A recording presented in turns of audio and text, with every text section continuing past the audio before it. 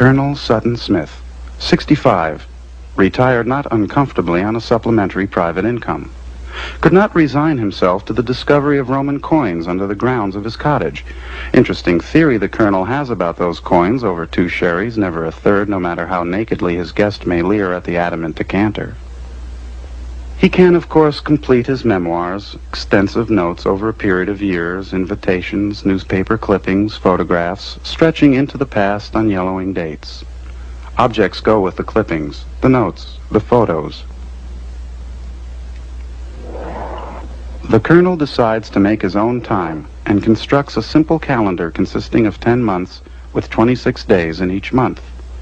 The months have names like old Pullman cars, where the colonel had lived until his 18th year. Smell of soot and steam and iron and cigar smoke as the train jolts away into the past. The colonel is jolted back to the now. The colonel decides on this mild gray day to bring his time into present time. He looks at the objects on the breakfast table, calculating the moves to clear it. He measures the distance of his chair to the table, how to push chair back and stand up without hitting the table with his legs.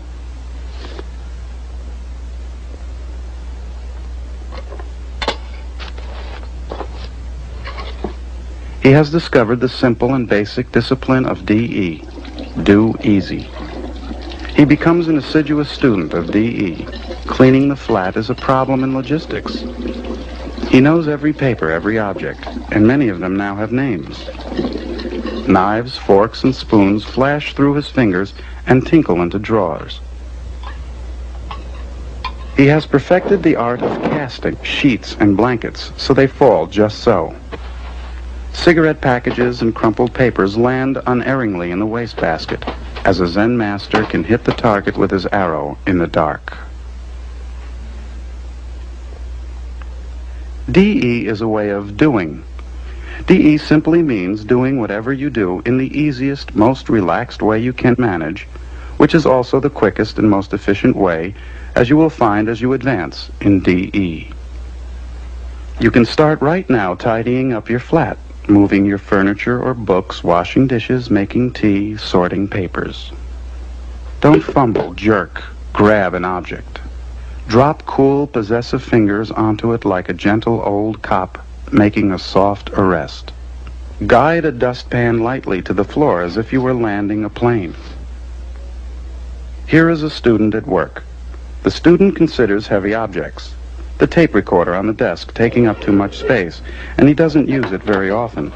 So put it under the washstand. You will discover clumsy things you've been doing for years until you think that it is just the way things are. Now try again lifting, shifting, pivoting, dropping on the legs just so and right under the washstand. He is learning the simple miracles. The miracle of the washstand glass. We all know the glass there on a rusty razor blade streaked with pink toothpaste. Quick the fingers go to work and the glass sparkles like the Holy Grail in morning sunlight. Learn to place an object firmly and quietly in its place, and do not let your fingers move that object as they leave it there. When you put down a cup, separate your fingers cleanly from the cup. If you don't catch that nervous finger that won't let go of that handle, you may twitch hot tea across the Duchess. Every object you touch is alive with your life and your will. Don't tug or pull at a zipper. Guide the little metal teeth smoothly along, feeling the sinuous ripples of cloth and flexible metal. Never let a poorly executed sequence pass. There is always a reason for missing an easy toss. Repeat toss, and you will find it. Surely this is the easy way. If you rap your knuckles against a window jamb or door, brush your leg against a desk, or catch your feet in the curled-up corner of a rug, or strike a toe against a chair, go back and repeat sequence. You may experience a strange feeling, as if the objects are alive and hostile, trying to twist out of your fingers, jump out at you and stub your toe or trip you.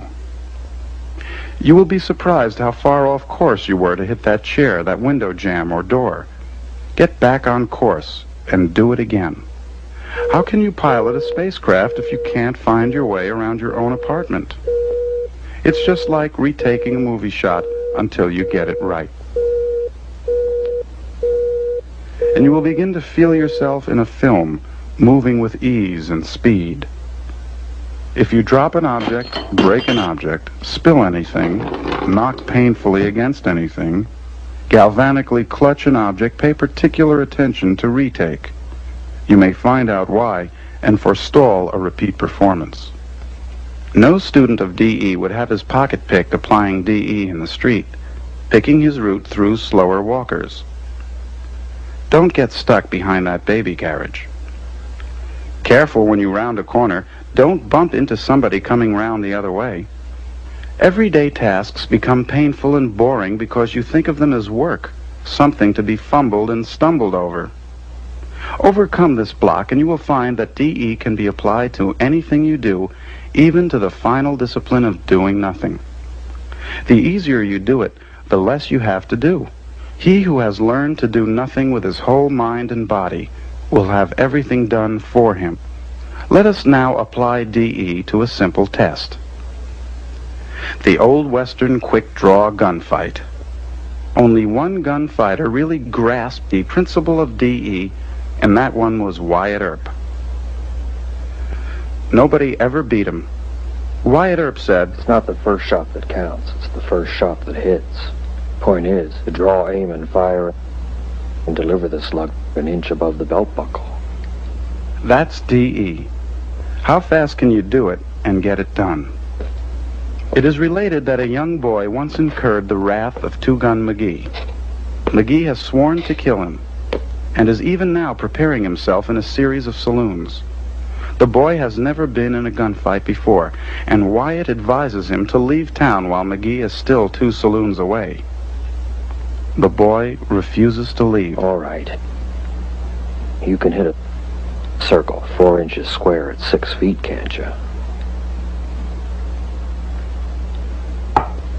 "All right, take your time and hit it."